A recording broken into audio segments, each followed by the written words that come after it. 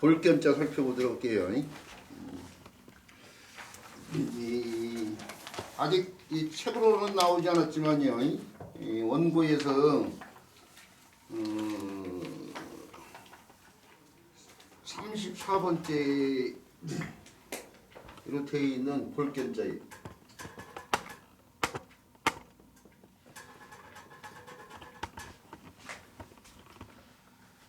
글자의 뜻이 기본적인 볼이 보다죠. 보다.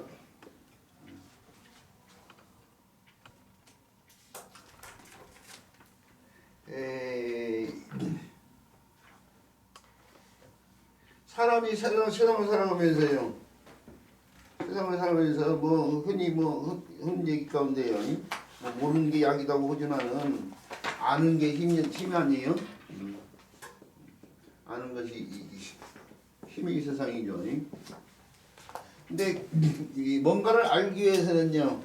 뭔가를 알기 위해서는 보기도 해야 되고요. 보기도 해야 되고 듣기도 해야 되고요. 또는 뭐 냄새를 맡기도 해야 되고요. 또는 먹어보기도 해야 되고요. 먹기도 해야 되고 또는 만져보기도 하고 뭐 이런데 이런 것들을 갖다가 오감이라고 그러죠. 오감. 5가지 감각이. 오감으로서 보는 것은 시각을 말한 거이고요. 듣기는 청각을 말한 거이고요. 맡기는 후각을 말한 거이고요. 그 다음에 먹는 것은 미각과 관련돼 있고요. 그 다음에 만지는 것은 촉각과 관련돼 있죠. 이게 사람이 세상을 살면서 뭔가를 알기 위해서 시각과 청각과 후각과 미각과 촉각을 딱 동원해요. 그래서 만족을 느끼면 이제 오감 만족이 되겠죠. 자, 그런데 오감 만족하는 데 있어서요. 오감 만족하는 데 있어서 가장 큰 영향을 미치는 게요. 그러니까 우리가 뇌에서 어떤 정보를 얻는데요. 뇌에서 정보를 얻는데 거의 70%에서 80% 정도까지가 뭘 통해서 얻냐면요. 시각, 보는 것을 통해서 얻어요. 보는 것을 통해서. 눈으로 직접 보는 것을 통해서. 그러니까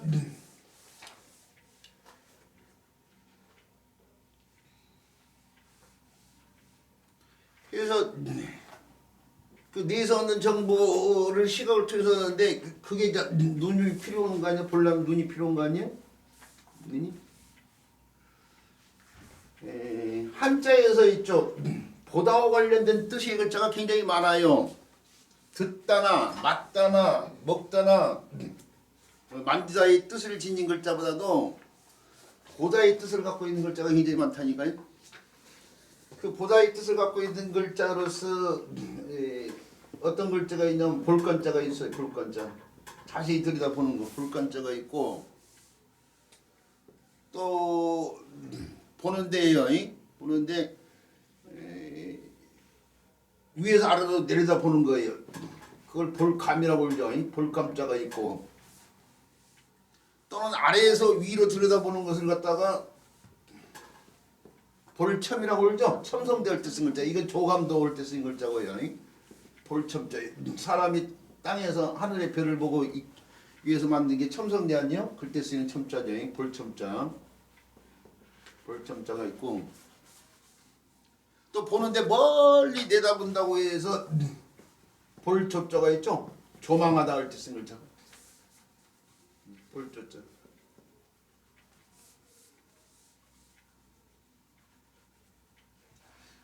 그 다음에 가까이서 보는 것과 관련돼 가지고 또 볼도자가 있죠. 볼도. 현장을 목도했다 뭐 이렇게 쓰는 볼도자.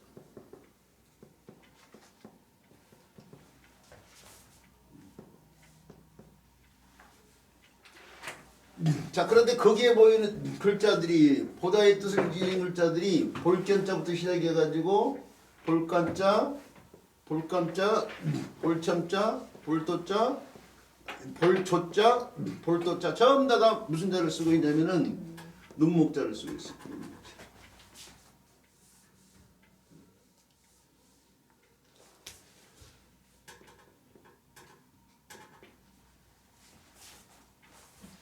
볼견자 또한 눈목자를 쓰고 있는데 밑에 달라붙어 있는 요골자는 어진 사람이라고 해가지고요. 이 설문자에서 인인으로 이렇게 풀이했거든요. 그러다 보니까 어진 사람이라고 오늘 사람들인데 내냐 사람인 자예요 사실은.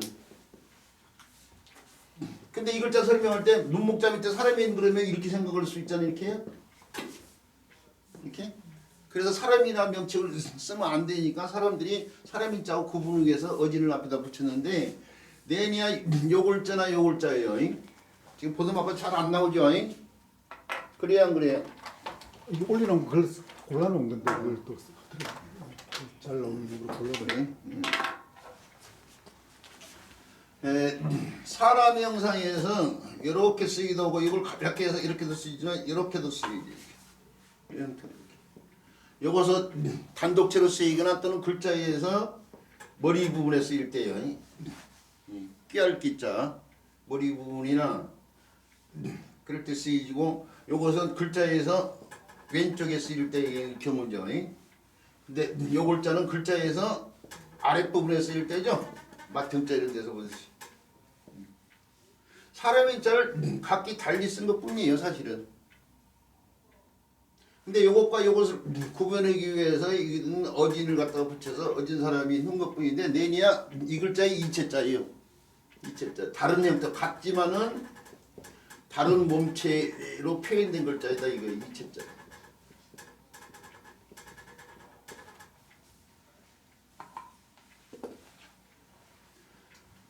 그 이체자 어진 사람을 붙이는데 이 볼견자 또한 있죠. 이 볼견자 또한 다른 글자 구성에 도움줘서 보다의 뜻으로 쓰이는 글자들이 애법인데 잘 알다시피 이 볼도자를 갖다가 현장을 가까이서 보는 거예요. 볼도자를 이렇게도 쓸 수 있어요. 이렇게 놈자자가 음역할 해가지고요. 이 놈자자가 자가 음역할이에요. 자가 다가 되고 다가 도가 됐어. 그래서 이 도읍도자라든지 이렇게 쓰면 도읍도자고 이렇게 쓰면은 담도자고 이렇게 쓰면 죽일도자고 그러자니 그래서 이것도 도안이 지금 그런데 이 글자가 음이 도가 되면서 볼견자를 이렇게 붙여도 같은 글자예요.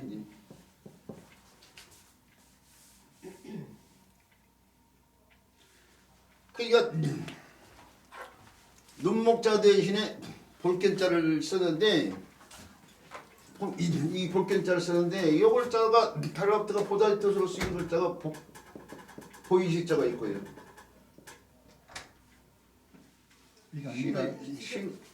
이게 아닙니다. 다른 교실입니다. 여기가 어딘데? 여기는 한자 공부하는데요. 옆으로 가보세요.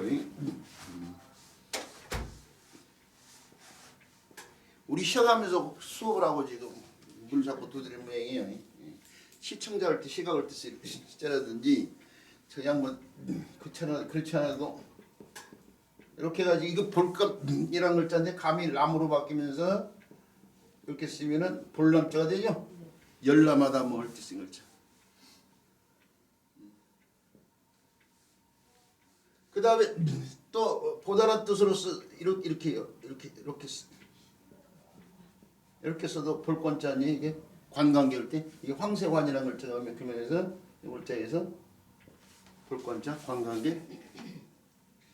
그러니까 이런 걸 보면은 처음 다 뜻이 보다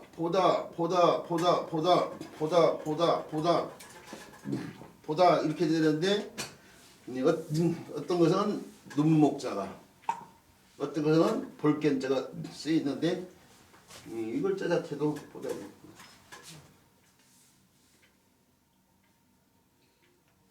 자, 근데 이 글자가 시험에 종종 나오는 글자예요.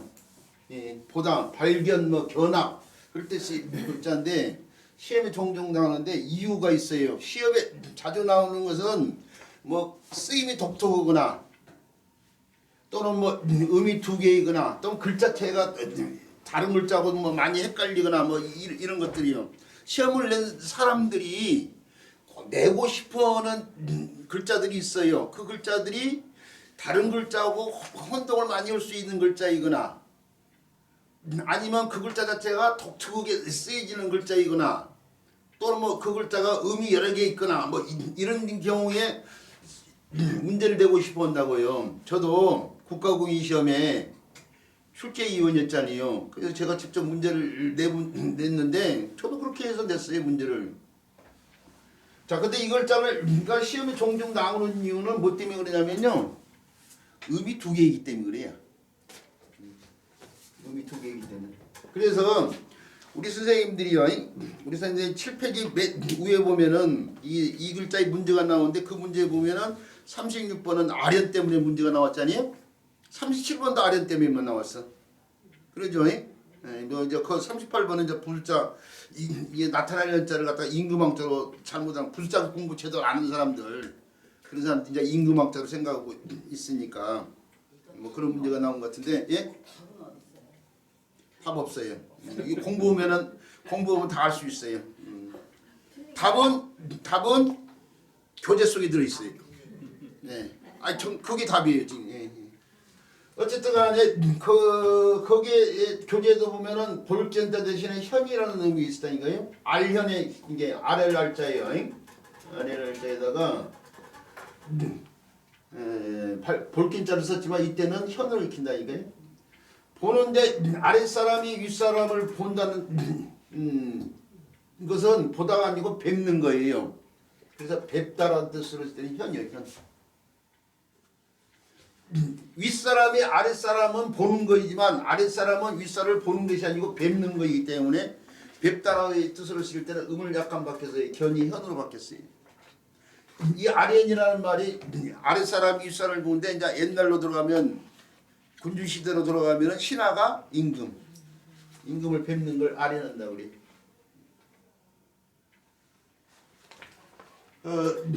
그래서 견과 현으로 쓰이는 걸 놓고 문제를 냈는데 그게 위에 있는 문제잖아요 지금. 요 현으로 쓰일 때는 좀 이게 아랫사람이 윗사람을 뵙기 위해서요. 아래고 나서 윗사람이 몸을 드러내요. 그 몸을 드러내는 게 나타내는 데서 나타나다 그런 뜻도 있어요.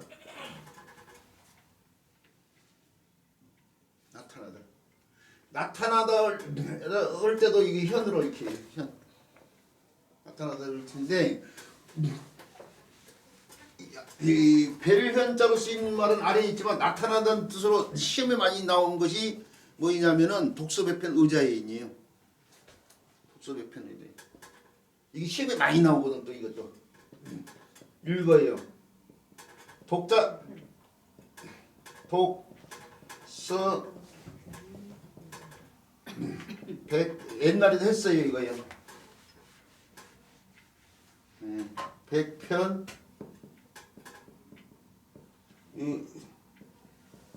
자 현이 요걸 갖다가 책편자로 생각하거나 역글편자로 생각하는 사람들이 많거든요. 책 읽기를 하니까. 근데 이것도 아니고 이것도 잘못 쓴 글자죠. 일부러 잘못 썼어요.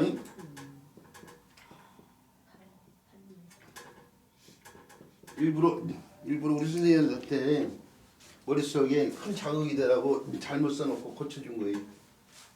이게 8몇자로 쓰면 안 돼. 이게 이렇게 쓴 것은 8몇자거든요. 요것은 8몇자가 아니고 이게 그물망자 형태가 서로 다른 것이 이게 그물망자로 이게 한자 가르치는 사람들 이거 모르고 가르치는 사람들이 굉장히 많아요. 인쇄 매체를 통해서도 이렇게 잘못 나온 것들이 많은데 여기 그물망자를 쓰면 안 돼요. 이게요. 이렇게 그물망자 쓰면 안 되고 이게 빛날 경자 요 글자를 생략하는 형태라고 생각해야 돼. 빛날 경자. 빛날 때 밝을 명자를 이렇게도 쓸 수 있대. 거기에 쓰이는 글자예요. 빛날 경 이렇게 그러니까 요 글자의 본자는 사실 이 글자예요. 이제 나중에 가서 이 글자 배우는 뒤에 설명을 다시 드리겠지만은 이렇게 써줘야지. 이게 정자로 제대로 쓰려면 이렇게. 그거 10조로 들고 요 부분이 생략되고 요 부분이 생략돼 가지고 오늘 이렇게 쓰고 있는 거예요 지금. 나중에 설명 이거 하려고 치면 이쪽으로 가가지고 이것 가지고 시간 보내야 되기 때문에 우리가 3,800자를 배우게 되는데 거기에 포함되어 있어요. 포함되어 있어요. 이건 순서대로 따라서요. 차분히 배울 생각을 하고 거기 가서 설명을 했지만은 어쨌든 잘못 이렇게 써야 되지 옳다는 것만 얘기를 드리고요. 책 읽기를요. 책 읽기를 100번 100편이 아니고 100번 역글편장이 이거 두루 한다 이거 두루 편자를 써줘야 돼 두루. 보편적이다 할 때 쓰는 자. 많이 읽는다는 얘기야. 서해 유성열 선생이 맹자를 3,000번 읽었다고 하잖아요.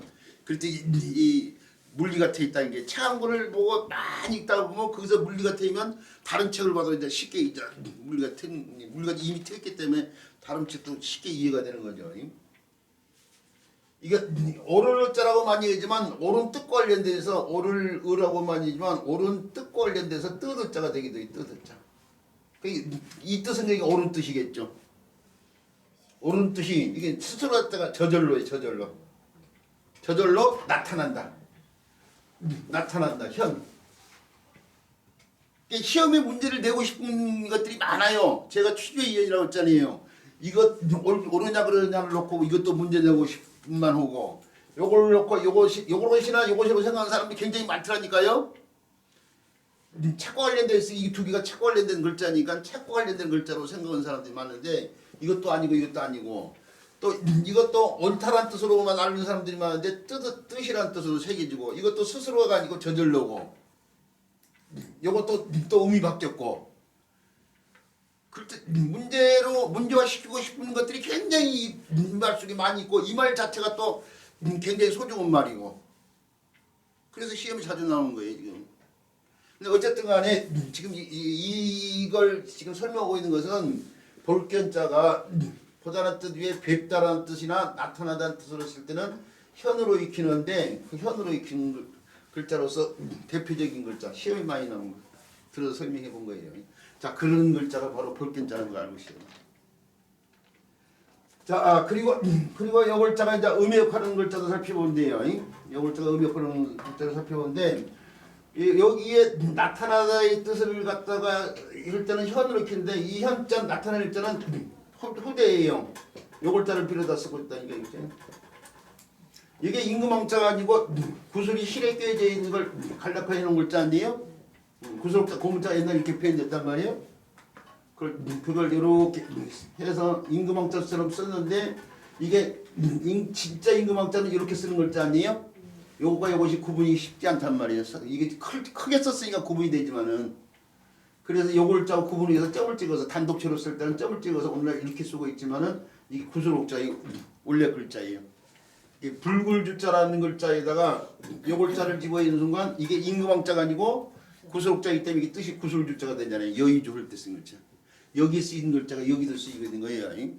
근데 부수자 공부 제대로 하는 사람들은 이걸 임금왕자로 생각하는 사람들이 많아요. 그래서 옛날에 한자 책들을 보면은 임금이 몸을 나타낸다 뭐 이런 식으로 설명한 사람들이 있어.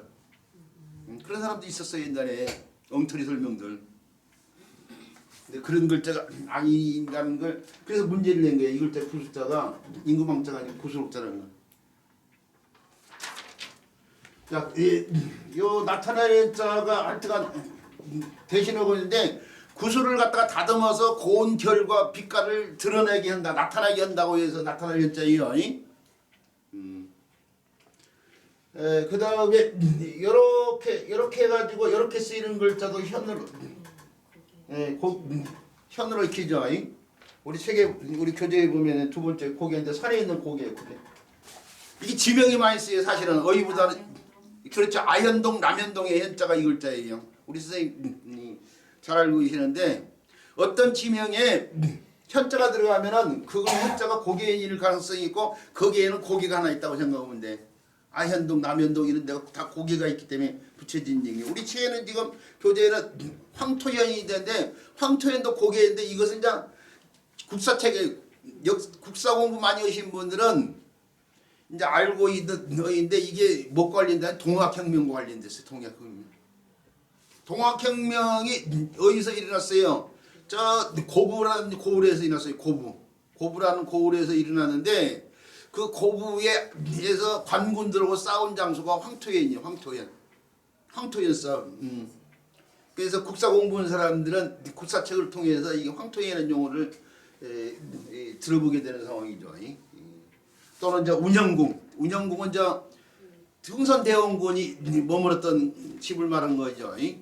저 인상록 쪽으로 이렇게 가다 보면은 볼 수 있죠. 자, 그런 데 쓰이는 현자고 음이 약간 바뀌어가지고 연으로도 쓰이는데요. 벼루를 나타내네요. 벼루는 돌을 사용한단 말이에요. 벼루로 사용한 특별한 돌이 있겠죠.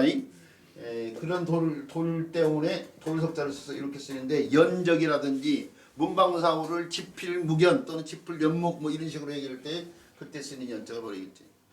자, 이런 데서요. 이런 데에서 쓰임 있는 볼견자, 별현자요. 기억을 잘해주시기 바라고. 그 다음 글자로 넘어갈게요. 그 다음 글자는 노풀고자인데요. 노풀고자 교재 7페이지 보세요. 노풀고자가 쓰여지는 말들이요. 노풀고자가 음역화를 해가지고 쓰여지는 말들이 거기 보면 호탕이라든지 51번의 호탕 이런 것들이 시험에 나온다 이거예요. 호탕이 호자 이런데. 그 다음에 52번 같은 경우는 효시 이건 옛날에 대학교 수학영 시험에서 나온 어예요. 이런 의 때문에 노풀고자를 해야 된다 이거예요. 노풀고자. 그 다음에 53번에는 천석고왕이라는 2번에 보면 천석고왕인데 자연을 사랑하는 마음 아주 깊다는 그런 의미의 말이거든요. 여기에 천석이 자연을 뜻하는 말이에요. 그런데 이 천석고왕은 있죠. 제가 대학교 졸업할 때까지 시험에서 5번 이상 본 의예요. 사실은. 이게 고등학교 때요. 국어 시험에 자연을 사랑한다는 그런 의미로 자주 출제됐던 어이요. 사자성어 이거. 뭐 아는 만큼 보이고 아는 만큼 알게 돼 있는 상황인데 이제 저는 이제 그 당시에도 알고 있었기 때문에 한 5번 정도 접해봤던 어이구나 라는 걸 이제 알고 말씀드린 건데. 선생님 53번에 오타난 거죠? 예? 53번. 53번 쪽에. 강우의 병이 깊어가 돼버려서. 그거 53번 문제 그대로 원문 그대로 한 거예요? 예 원문 그대로 실어놓은 거예요. 이 문제에 대해서 왈가왈부하지 마세요. 이 앞으로 그냥 문제 그대로 옮기는 거니까요. 옛날 표기법 그대로 옮긴 거예요. 예, 그러니까 옛날 표기법 그대로 했으니까 그거 왈가왈부하지 마시고 자 그렇게 그런 것 때문에 알아야 될 노풀고자예요. 노풀자인데 뭐 간단한 글자고 이미 많이 쓰인 글자이기 때문에 우리 선생님들이 이미 알죠. 기본형이 높다인데요. 높다는 뜻이 추상적인 뜻이 있잖아요. 지금 추상적. 구체적이지 않아요. 나무는 나무 형태를 표현하면 되고 물고기는 물고기 형태를 표현하지만 높다는 구체적인 형태가 없잖아요. 지금 사실은. 이 구체적인 형태가 없는 걸 나타내기 위해서 옛날 사람들이 사실은 글자를 만들기 전에 이게 높다를 뭘로 나타내지 고민을 했을 거란 말이에요. 예. 자 그런데 사람들의 경험이라는 게 뭐 거의 비슷비슷할 거라고 생각하는데 제 경험을 들어서 한번 높다를 한번 얘기해 보는데 제가 있죠 시골에서 살았던 사람인데요.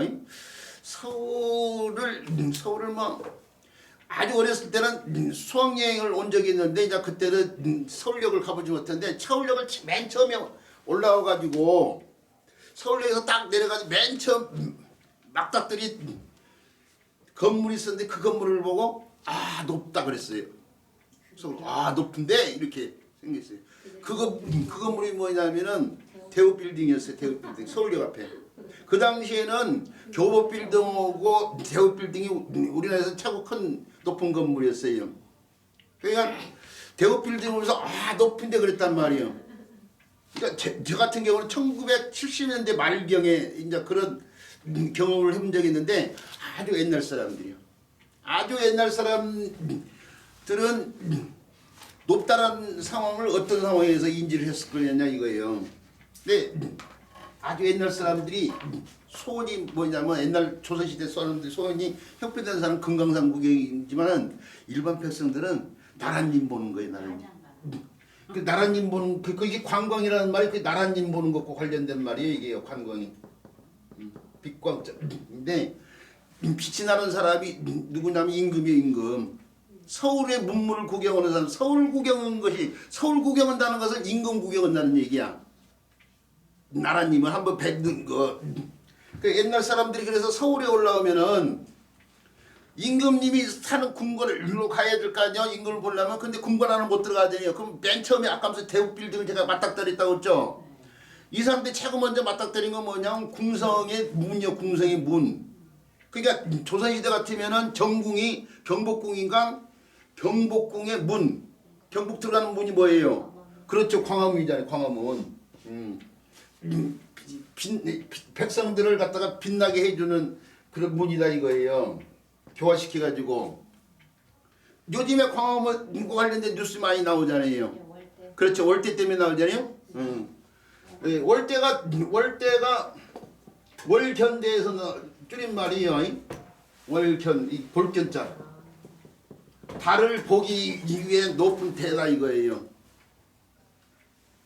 이게 볼견자가 마침 여기도 쓰이네 이거.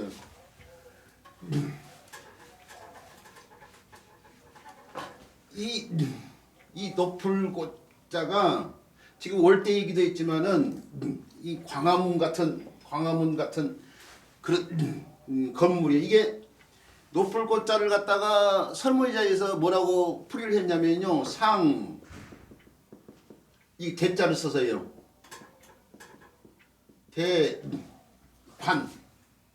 관자 써서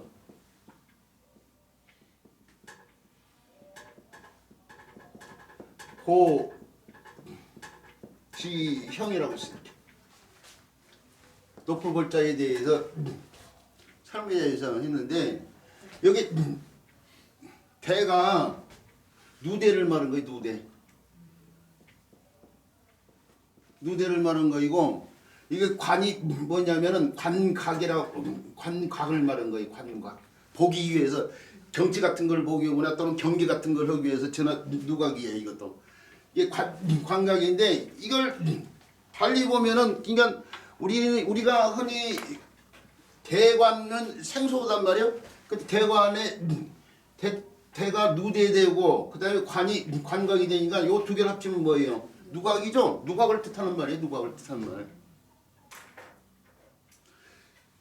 지금 광화문이 궁성이 이렇게 있으면 궁성이 있고 거기 뭐 여러 가지 이게 뭐 근정전이 있고 교태전이 있고 뭐 그런 식으로 다 이렇게 이 건물이 있는데 그 앞에 맨 앞에 이게 건물 있잖아요. 지금 이게 지금 광화문이잖아요. 지금 그 앞에 일제강점기에 이게 문 밑에 이렇게 월대가 계단 같은 걸 말하는 건데 그것을 갖다가 철도 같은 거 놓으라고 이거 없애버렸다가 이번에 이걸 만든 거 새로 만든 거예요. 지금 이게 사실 복원을 해가지고 거기 이 땅에 이렇게 있으면 이제 올라가는 계단이 이렇게 이게 월대. 대가라는 것이 높은 데 지어진 건물을 말하거든. 청와대 올 때 쓰는 대자처럼.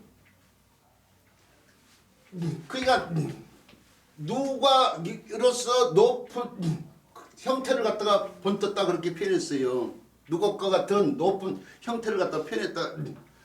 하고 설문자에서 얘기했는데 그 누각과 관련돼 있어요. 누각 얘기할 때가 높은데 높은 건물. 그 옛날 사람들이 그 누각이 이제 광화문 같은 경우에 조선시대 같으면은 광화문의 건물을 이렇게 물로 위에다가 이렇게 건물 이렇게 지어진 걸 보고 아, 높은데 그렇게 생각했을 거라고. 그걸 갖다 그대로 표현한 글자라니까 이게.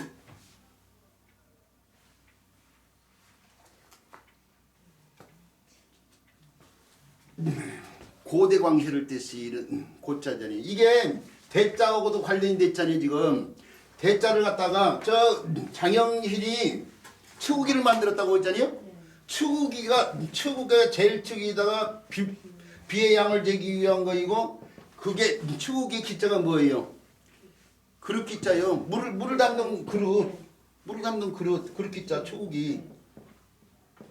물을 담은 그릇인데 그 그릇을 갖다가 받치는 대가 있어요. 이렇게. 그릇을 받치는 대까지 있어요. 이걸. 그릇만 있는 게 아니고 그 밑에다 이렇게 그릇을 꽂아서 이렇게 받치는 그걸 갖다가 뭐라고 그래요? 추구대라고 불러. 추구대. 이 받침대, 이 그릇을 받치는 이 부위를 추구대라고 그래요. 추구대의 대자가 바로 요 대자를 쓰는데 근데 실질적으로 조선시대 때의 추구대 한번 검색을 한번 해보세요. 대자를 이렇게 써놨으면 이렇게 써놨어요. 이렇게 써놨어. 추구대 대자를 이렇게 써놨어요. 요 골자가 동자예요 지금 동자 이게 지금 같은 글자야. 요 골자가 그러니까 요 골자 같은 글자면 요 골자를 보면은 땅 위에 이게 월대가 있는 땅 위에 높은 건물 이게 지금 광화문이 아까 얘기한 광화문 요 광화문이고 그것이 이 흑토자가 월대가 있는 흙을 갖다가 말하는 거예요 지금. 요 골자가 다 이게 집이 이렇게 해서 요 골자가 집당자들이지 집당자. 요 골자가 음역할이에요. 숭상할 상자가 상이 당이 되면서 흑토자에서 뜻이 집인데 이 집이 뭐예요? 높은 토대 위에 세워진 집이란 말이에요. 이렇게요. 이 당자가 높은 토대 위에 세워진 집. 이게 집당자가 흑토자가 뭐냐면은 흙이 높이 쌓인 데다 지어진 집이에요. 그러면 사람들이 지면이라는 것이 이렇게 높은 데도 있고 낮은 데도 있고 뭐 그럴 거 아니에요 이렇게요? 높은 데도 있고 낮은 데도 있고 일반 평면들은 이렇게 낮은 데에 살아요. 높은 데다가 어떻게 돼? 여러 사람이 이용할 수 있는 집을 져. 그게 이제 이렇게 집, 이 집이 지금 집당자예요 지금. 높은 곳에 지어진 집이. 그래서 많은 사람들이 이용한 큰 집이지 이거예요. 그래서 이 집이 뭐 이 집당자가 많은 사람이 모이는 큰 집과 관련돼 있는데 뭐 언덕 위의 교회당이라든지 그렇죠 예술의 전당이라든지 뭐 경로당이라든지 저 여기다가 향교를 저렇게 향교에 공부하는 데가 명륜당이라든지 더 위로 올라가면 죽어서 올라가는 천당의 당자. 당이 쓰여지는 글자들은 많은 사람이 모이는 큰 집과 관련돼 있어요. 경로당 뭐 이런 말들에서 할 수 있듯이 이 글자가 의젓하다 이 뜻이 있어요. 그래서 힘차가 건데 보무당당을 갖다가 보무당당에 당당을 갖다가 이 글자를 갖다 쓰잖아요. 정정당당의 당당을 보무당당의 당자를 집당자를 쓰는 이유고 왜 집당자를 쓰지 그렇게 생각하고 있으면 안 돼요. 이게 뭐예요? 높은 곳에 크게 어리먼쩍하게 전놨으니까 이렇게 의젓하다 이런 뜻이 있어요. 의젓하다. 그 의젓하다 이걸 의미로 쓰이고 있잖아요. 지금 집당자가 아니고. 근데 여기에 요 흑토자처럼 여기도 그러니까 요 흑토자에 지금 그게 흙이에요 지금. 거기에 흙이야 지금 집당자의 흙이 여기에도 있는 거예요. 그 위에 지금 건물이 지어지는 거예요 지금. 이 터제자 있죠. 터제자 설명을 제대로 하려면은 이 글자하고 이 글자가 동자로 이 글자를 알아야 되는데 터제자를 갖다가 나중에 이것도 배우겠지만요. 요걸 이를 지자로 설명한 사람들이 많은데 그걸 제대로 설명한 사람 제대로 설명한 책을 못 봤어요. 국내에서. 이거 이를 지자로 설명하면 안 돼요. 요 골자가 높을 골자에서 요 골자가 이를 지자로 와변된 것뿐이야. 요 형태가 이를지라고 와변된 것 뿐이라고요. 근데 이걸 이를지라고 설명한다. 이게 설명한 사람들을 보면.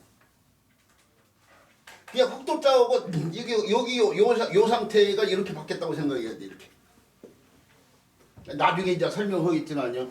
자, 얘기가 자꾸 다른 쪽을 빠져나오고 있는데요. 높을 고자는 높은 건물은 맞아. 근데 좀 더 구체적으로 얘기하면은 이제 옛날에는 그냥 높은 건물을 위해서 표현된 글자도 하고 지나갔어요. 근데 우리 선생님들이 가르쳐야 될 선생님은 배우는 사람들한테 이럴 때는 조금만 이렇게 하는데 가르친 사람들은 더 많이 알아야 될 거 아니에요. 배우는 사람보다. 옛날에는 배우는 사람들이라고 요만큼 설명했으면은 이제 지금은 마지막 수업이라고 생각하고 지금 동영상도 찍고 있으니까 여기다 초점을 맞춰서 설명하니까 좀 더 자세히 지금 설명하고 있는 거예요.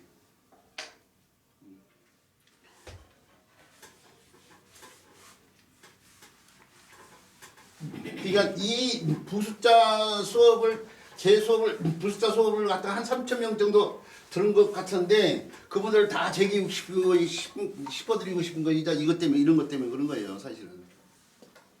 우리 선생님들은 좋은 기회라고 생각해요. 이 부숫자를 제대로 들을 수 있는 이참에.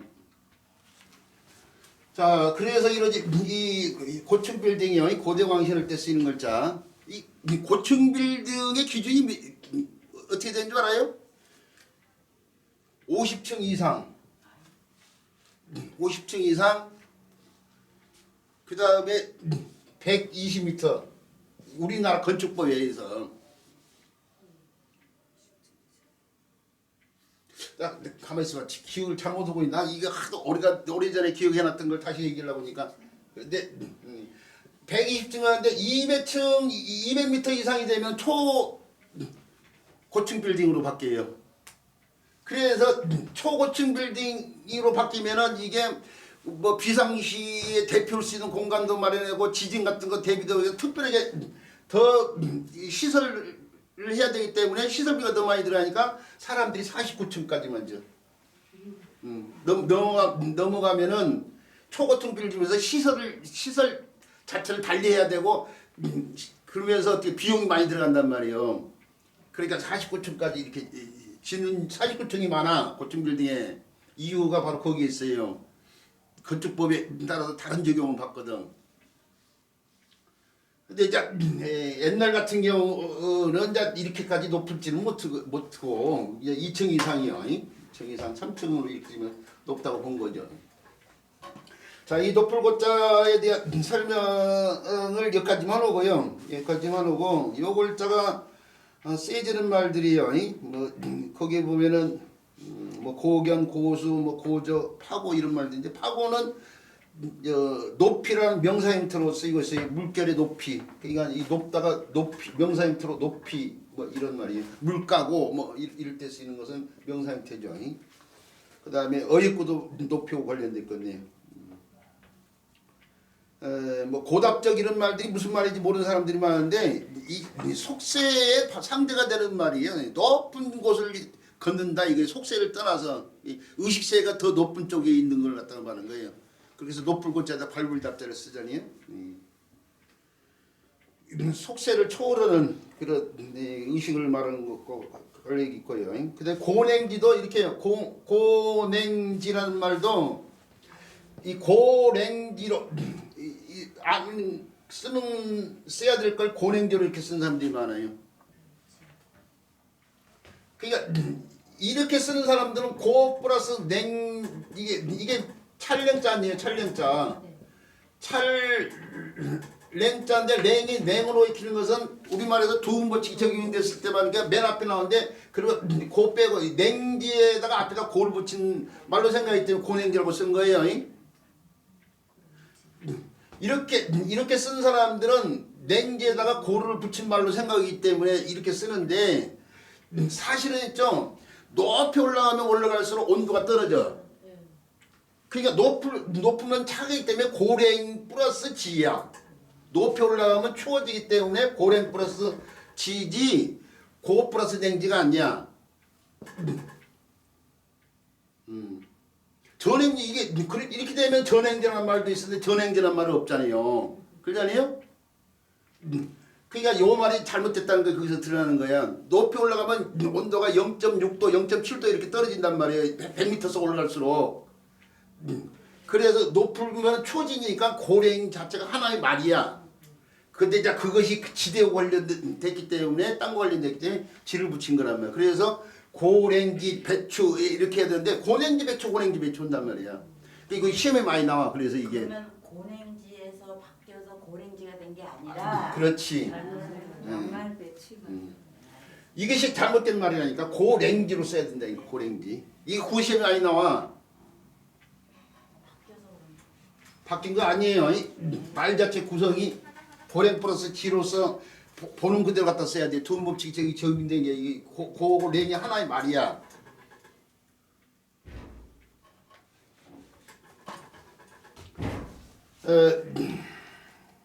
뭐 이런 것도 설명을 하고 치면 이제 끝도 끝도 없어져. 그래서 이제 이 정도까지만 하는데 요 글자가 다른 글자 구성에 도움을 줘서 이제 음역하는 글자로서 맨 처음에 나온 게 볏짚고자가 나왔네. 볏짚은 벼의 부산물이죠. 그러니까 앞에다가 벼자를 붙였잖아요. 우리가 이제 부숫자를 배운 이유가 이런 것 때문에 그런 거예요. 그래서 볏짚고자인데 이게 문제가 이 볏짚고자가 쓰이는 말들 써봐요. 이게 쓰이는 말이 뭐냐? 원고, 초고, 탈고, 투고 참 다 원고 관련돼 있어. 안 쓰려고 에다가 쓰는데 이제 안 쓰려고 이러면 우리 교재에 있으니까 교재에 이미 있으니까 그냥 교재를 보면서 해도 되니까 안 쓰려고 했는데 뭐 설명을 좀 더 덧붙여야 될 것 같아서 써보는데요. 이걸 볏짚고라고 볏짚의 뜻보다는 원고의 뜻으로 더 많이 쓴다니까 원고죠. 곡자인데 그러면은 볏짚 뜻보다는 원고로 쓰는 이유는 뭐냐 이거예요. 그러기 전에 참 볏짚 고자에 대해서 하나 더 드리니 이 볏짚 고자를 갖다가 이렇게 쓸 수도 있어요. 이렇게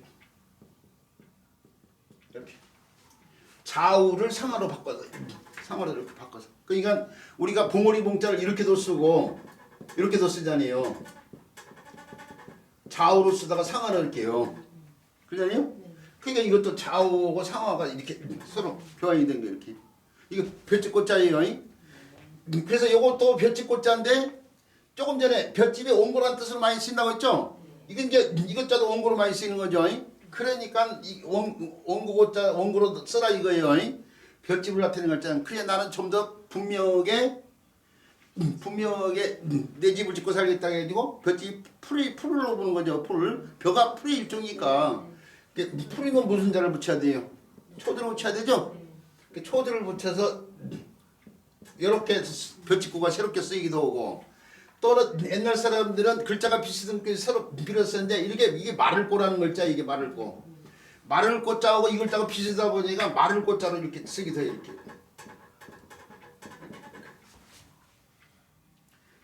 그래서 오늘날 볏짚을 나타내는 글자는 결국 요 글자로 갖다 쓰고 요것은 이제 원고의 뜻으로 주로 쓰고 있는 상황이라니까요.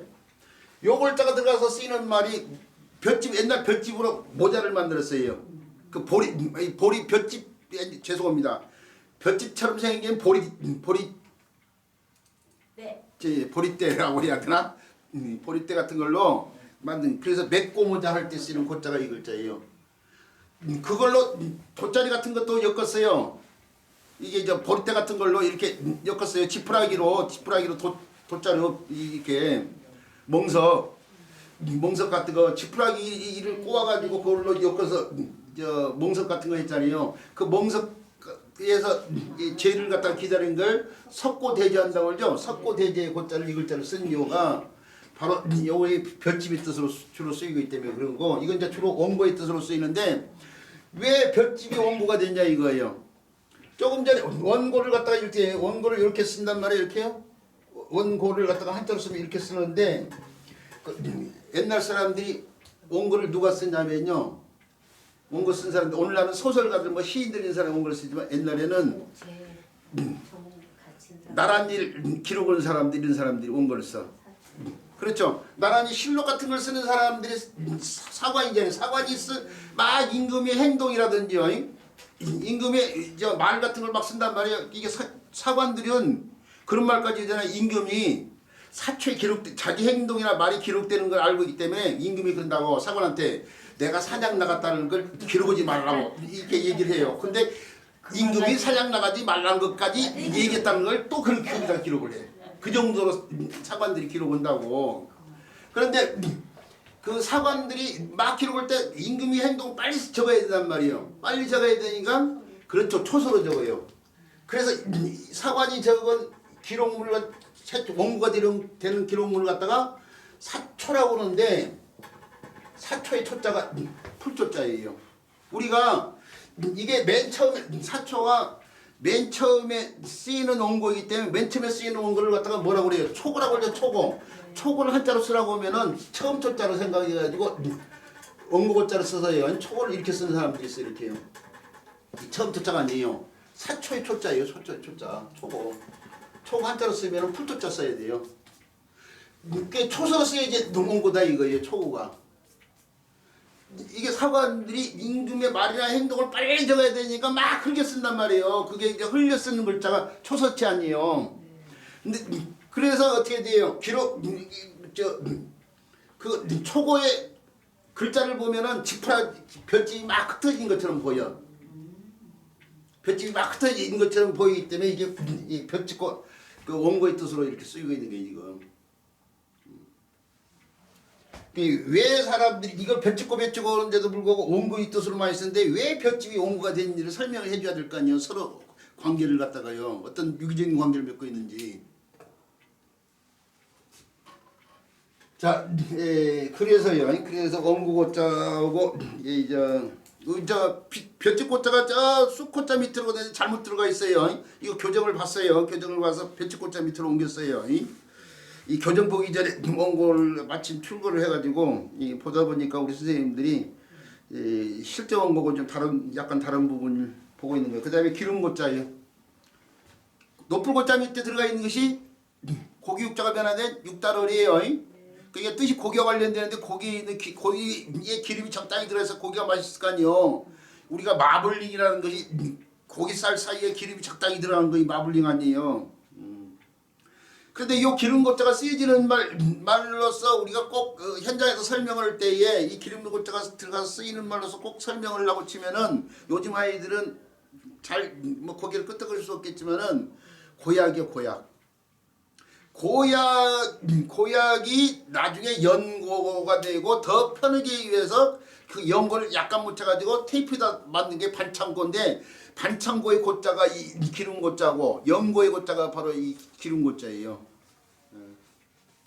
근데 그것이 이 시초가 고약이라고 봐야 돼요. 고약. 이 고약 가운데서도 이 고약이 있죠. 우리나라의 제1호 신약이라고 볼 수 있어요.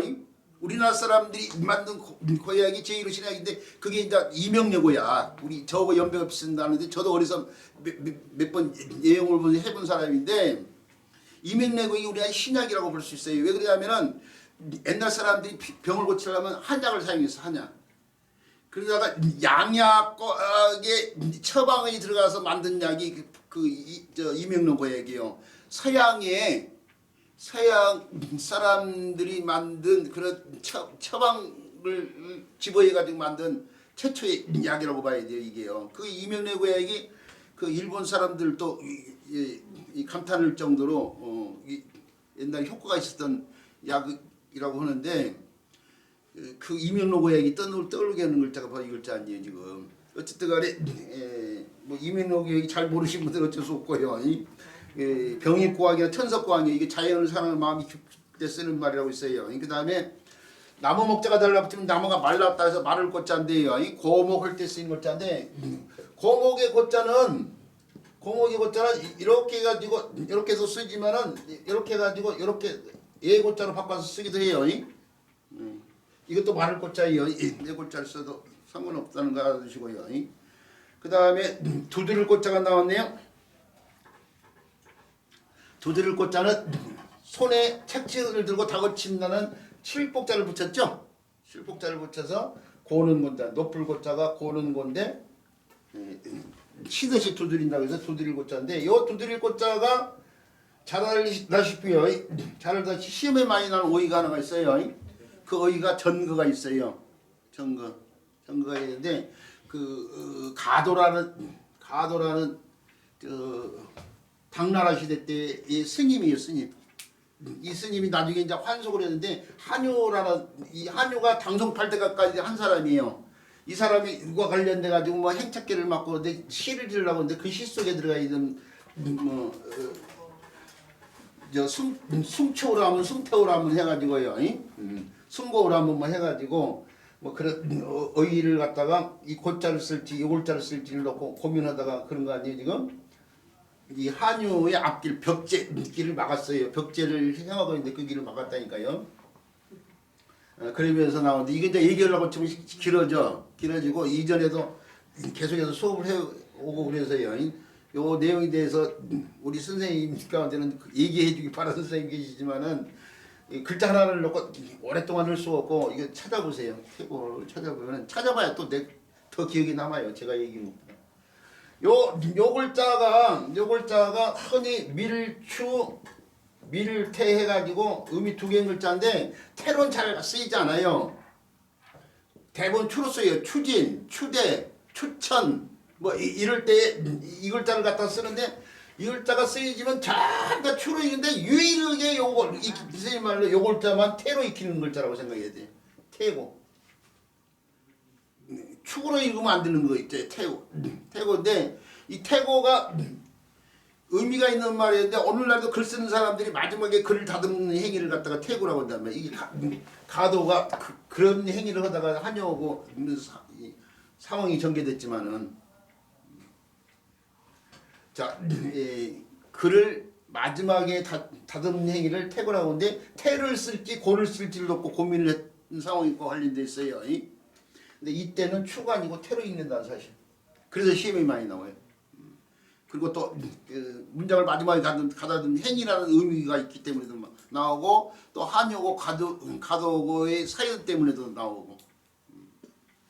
자, 이참에 태고에 대해서 이건 저 대학교 수학년 시험 정도에 나올 뿐이에요. 제가 왜 대학교 수학년 시험을 얘기하고 있냐면은 우리 인생에서 가장 중요한 시험 중에 하나가 대학교 수학년 시험이니까 거기에 나올 법하다고 하면은 고개를 끄덕거리시는 분들이 많으니까 그걸 들어서 얘기하고 있는데 그게 중요한 의라는 거 알아두시기 바라고요.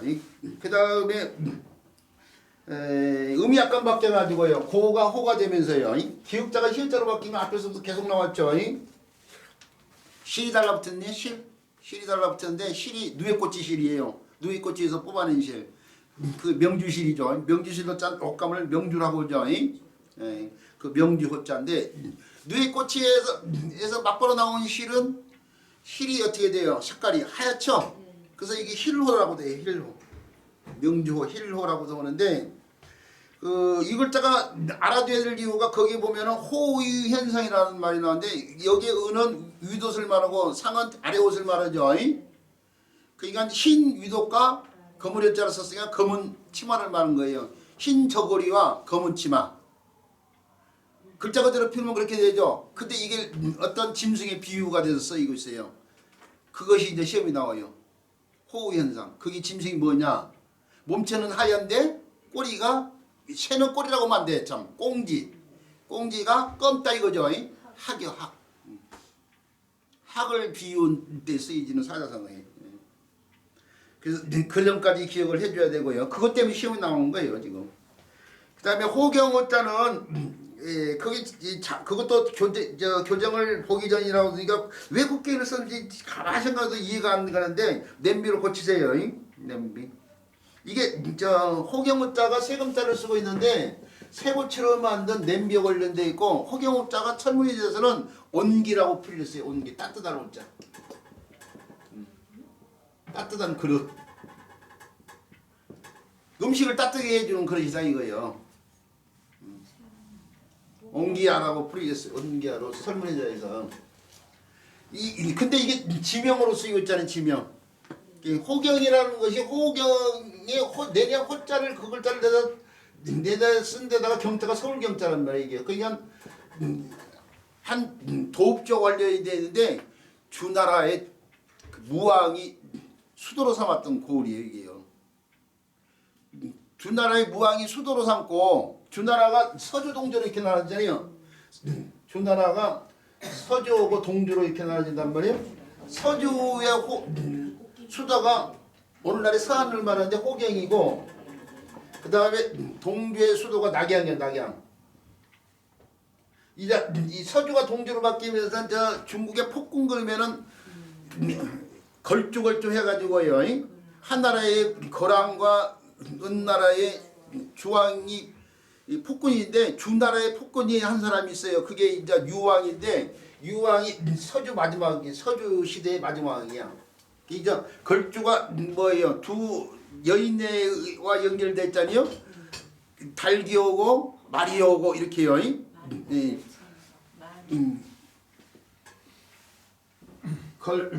거랑은 말이오 관련돼 있고 주왕은 달기요. 달기에 걸리는데 이 서주와 동주로 이렇게 할 때 유왕이 이 폭군이에요. 또 걸주에 버금가는 폭군이 유왕이에요. 이 사람 포사하고 관련돼 있어요. 포사. 이게 제후들이 이게 폭군이니까 쫓아내면서 이제 수도를 옮긴 거야. 그러면서 이제 동주 시대가 되는데 동주 시대가 춘추 시대고 전국 시대로 이렇게 나눠지잖아요. 근데 이 호경은 주나라를 세운 주무왕이 수도로 삼았던 곳인데 왜 냄비 호자를 갖다 쓰냐면 냄비가 옹기라고 했죠. 그 땅이 만물을 따뜻하게 감쌀 수 있는 땅으로 봤기 때문에 그런 거예요. 냄비 호자를 갖다 쓰는 이유는 호경이란 땅이 냄비처럼 만물을 따뜻하게 감쌀 수 있는 지형으로 봤기 때문에 이걸 이 호자를 갖다 써서 호경이라고 한 거라고요. 자, 그렇다고 다시 알아두시고요. 그 다음에 풀이 달라붙어가지고 호는 헌데 고가 호로 바뀌면서 풀이 달라붙어가 쑥호자가 되는데 요 글자가 쓰이지는 의의는 없어요. 그런데 왜 글자 쓰냐면 그 글자가 의미 역할하는 글자로서 울릴 효자, 울 효자를 알아야 되기 때문에.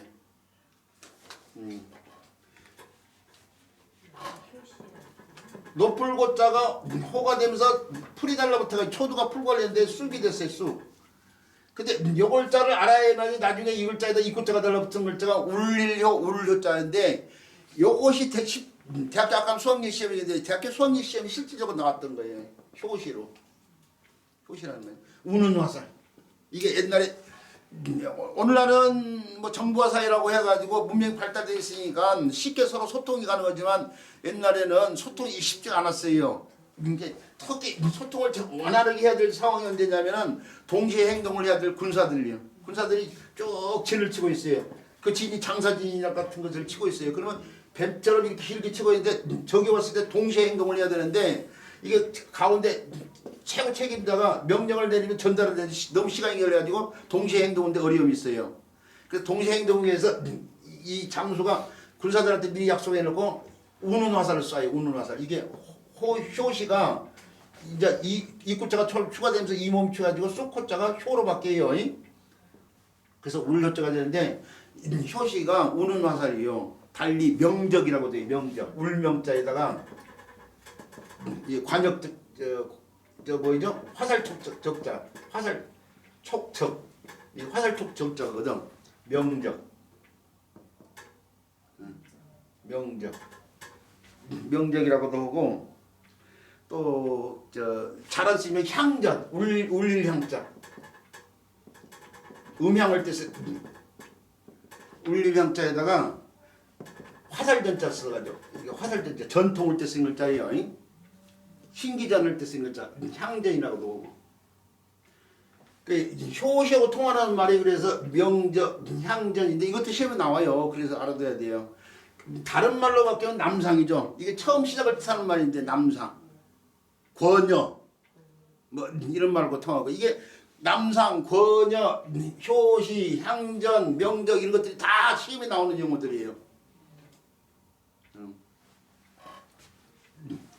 써볼까요? 남상은 넘칠 남자이다. 이게 양자강처럼 호탕탕하게 흐르는 물도 처음에는 술잔에 물이 넘칠 정도부터 시작됐다고 해서 나온 말이 아니에요? 그 다음에 수레를 만들 때, 저울을 만들 때는 저울대를 먼저 만들고 수레를 만들 때 수레 바탕부터 만든다고 해서 나온 말이 권여고 이것도 처음을 뜻하는 말 아니에요?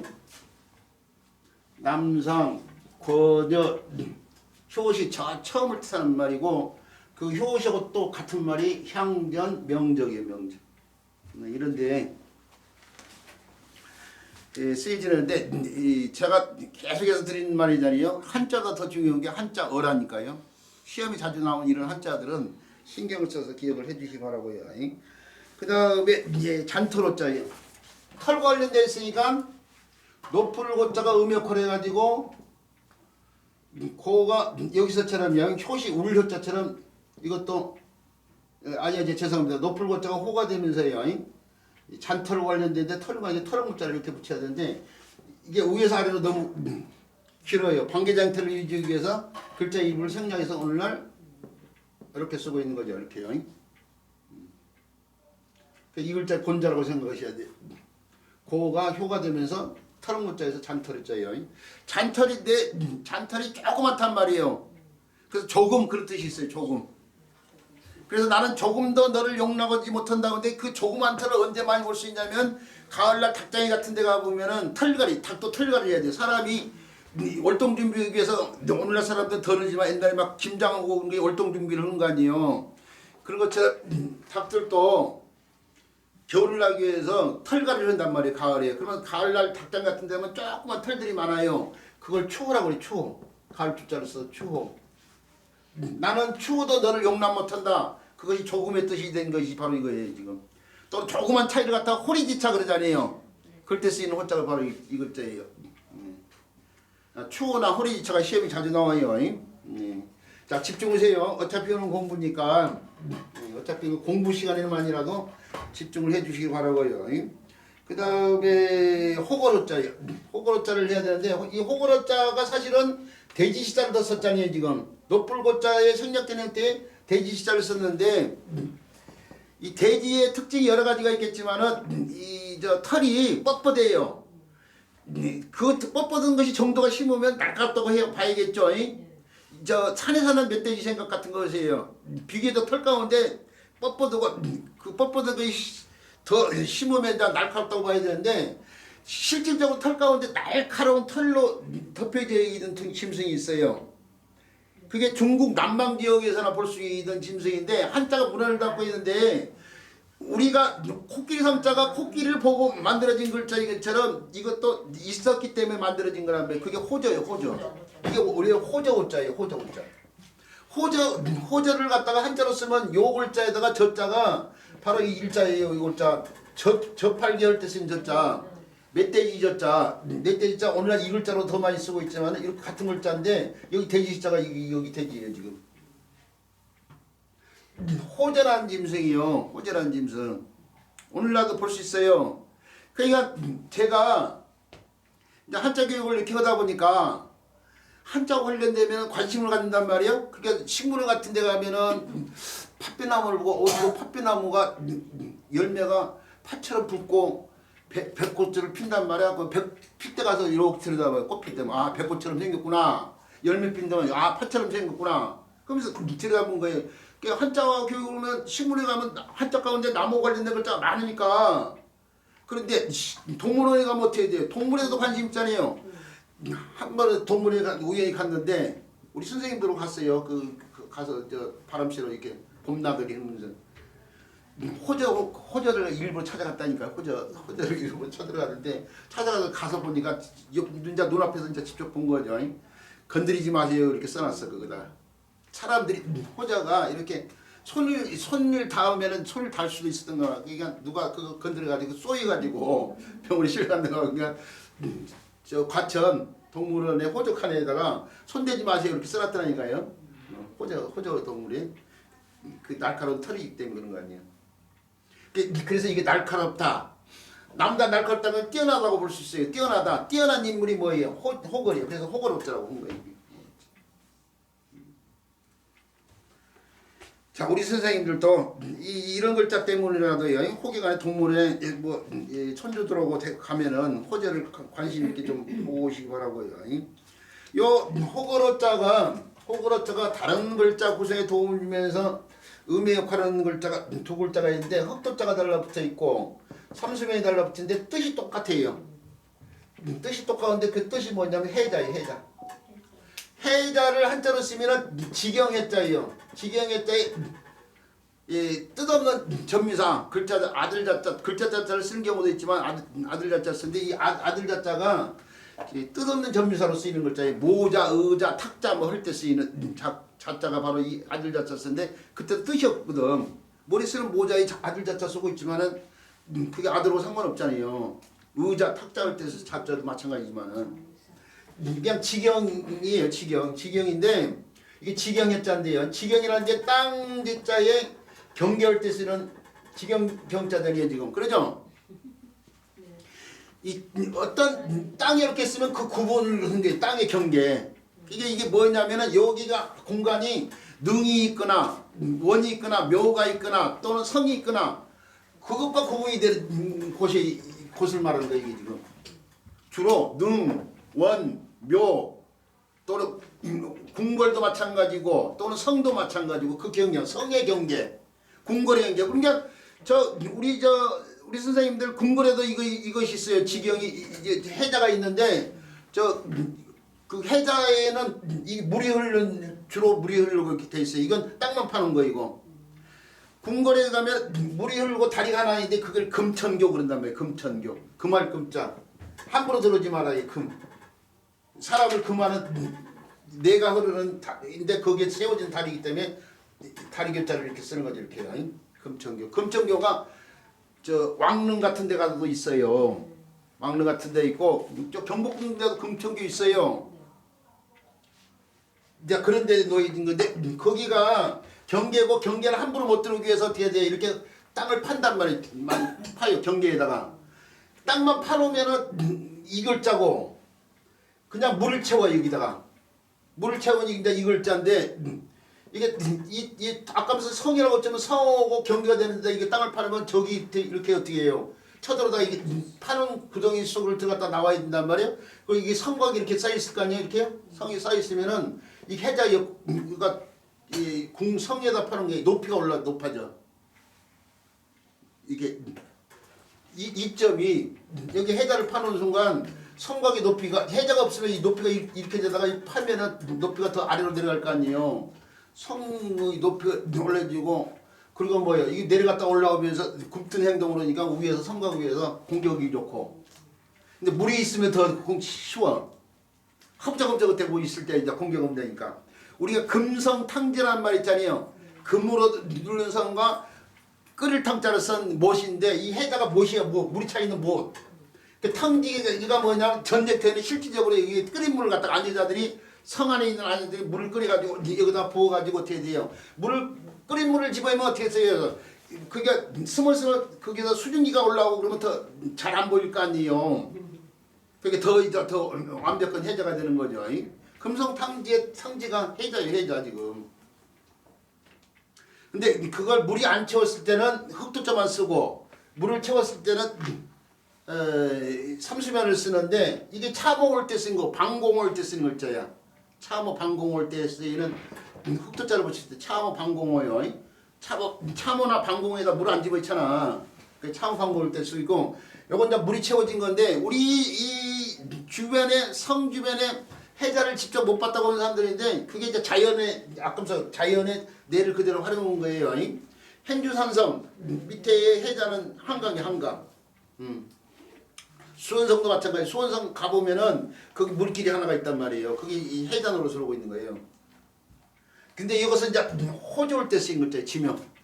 지명 가운데 호주 올 때 쓰이는 글자라는 거 알아두시고요. 자, 그 다음에 배워야 될 글자예요. 이 정도까지만 하고 그 다음에 배워야 될 글자는 북고자인데요. 북고자만 더 설명을 드리고 쉬는 시간을 갖도록 하죠. 자, 북고자는 이렇게 해서 쓸 수 있고요. 또는 이렇게도 쓸 수 있고요. 또는 이렇게도 쓸 수 있는 글자예요. 그런데 주로 이제 오늘날 이렇게 쓰고 있죠. 이렇게 쓰고. 그리고 동사 형태로 북치다 그런 뜻도 있고요. 또 북을 치는 이유가 이 북이 어디에 많이 쓰이냐면요. 전쟁터에서 많이 쓰여요. 아군들의 사기를 고치시킬 때 쓰이는 거거든요. 그 부축기다 뭐 이런 뜻이 있어요. 우리가 북이라는 이게 북고자 북이라는 것이 둥둥둥둥 하면서 사기를 북돋는 역할이에요. 그래서 우리 축구가 전쟁을 대리하는 거라고 했잖아요. 축구가 우리가 축구를 경기를 할 때 전반전 후반전 또 축구를 보는 걸 관전인데 전반전 후반전 관전의 전자가 싸움 전자야. 싸움을 보고 있는 거야. 관전의 전자가 볼 관자에다 싸움 전자. 그 응원하는 사람들이 보고 있는 거예요. 관전하고 있는 거예요. 관전. 이게 전자가 싸움 전자라고. 관전하는데 자기 팀 일을 갖다가 이기길 바랄 거 아니에요? 그래서 어떻게 돼요? 오늘날 불구한마들 보면 막 북치고 있잖아. 막 둥둥둥 북치고 또 나팔까지도 불잖아. 몇 년도에 축구인지 몰라도 아프리카의 부젤라. 막 부젤라 나팔 불잖아. 그 실질적으로 전쟁터에서 중공군들이 나팔 불고 막 피리 불고 하는 것들이 다 그 일환이에요. 자, 그런 데 쓰이는 글자예요. 그래서 이게 전진 같은 걸 때 쓰기 때문에 행진곡이 그래서 북이 굉장히 중요한 역할을 해. 음악에서 행진곡 있잖아. 행진곡이 중요한 역할을 하고 북이 중심이 돼서 이루어졌기 때문에 고적대 뭐 이런 말들이 쓰이는 게 취타대. 고적대의 고자가 바로 이 글자고 적자는 피리적자 아니에요? 취타대도 마찬가지예요. 불치자. 피리를 불고 북을 치는 거야. 칠타자. 이게 타자가 북을 치는 거예요, 지금. 취타대. 우리 88 올림픽 때도 맨 앞에 취타대 고적대가 먼저 나갔잖아요. 그 경기에 참여한 모든 사람들이 의기를 북돋기 위해서. 88 올림픽 장면 찾아보세요. 그러면 맨 앞에 취타대 나가고 있단 말이에요.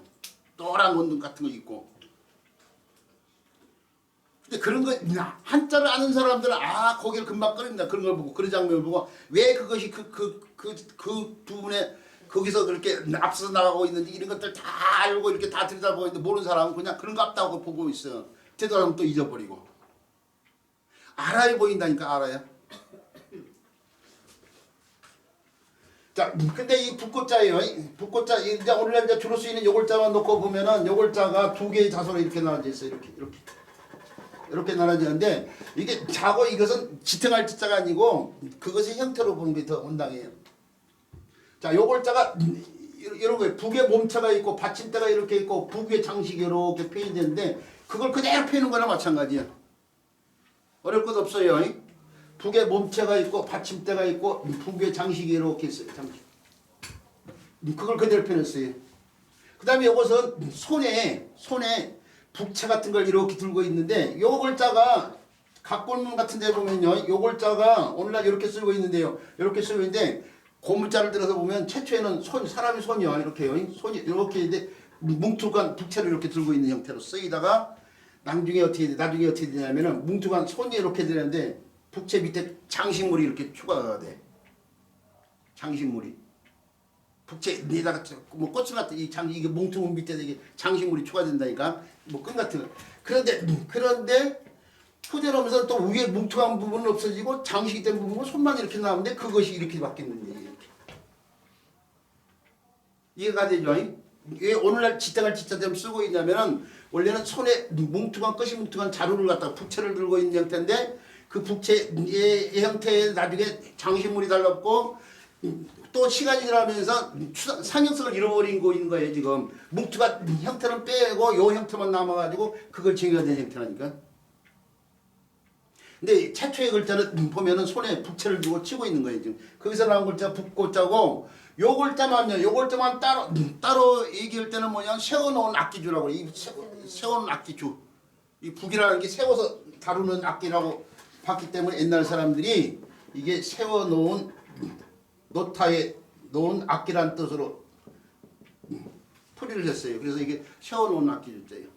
이 세워놓은 악기주자를 알아야만이 우리가 아까 하면서 스포츠에서 막 붙이면서 기운을 붙여준다고 했죠. 그걸 뜻하는 걸 제가 기를 갖자 길해준다는 것이 기를 갖자가 바로 여기 요 글자가 때문에 지금 기르다는 뜻이 됐어요. 북을 치면서 칭찬해 주는 거예요. 잘한다 하면서 기를 갖자 같은 걸 알기 위해서 알아둬야 되고 가래 뭐할 때 쓴 글자 가대 뭐할 때 쓴 글자 가상하다 가상할 만한 이다 뭐할 때 쓰는 가자가 바로 이 글자고 여기서는 뜻의 역할을 하는데 길이다는 뜻의 역할이지만 음의 역할하는 글자도 있어요. 음의 역할하는 글자가 바로 이렇게 해가지고 손이 이제 나중에 점이 달라붙어 가지고 이렇게 쓰이지만은 이게 세울 줄자예요. 세울 줄자. 손으로 세운다고 세울 줄자. 세울 줄자고 이 세울 줄자가 다시 지범자가 달라붙어요. 그러면은 주는 줄인데 집 가운데 이게 집 걸린 지범자죠. 부엌 줄자가 돼요. 부엌 줄자. 주방을 때 쓴 글자. 그 부엌 줄자에다가 발적변이 이렇게 달라붙어요. 그러면은 머뭇거릴 줄자가 돼. 이제 이번에는 부엌 줄자가 음역하면서 발걸음을 제대로 뛰지 못하고 주춤거리는 거죠. 그래서 머뭇거릴 줄자가 되고 주저하다 할 때 쓰는 줄자가 돼요. 머뭇거릴.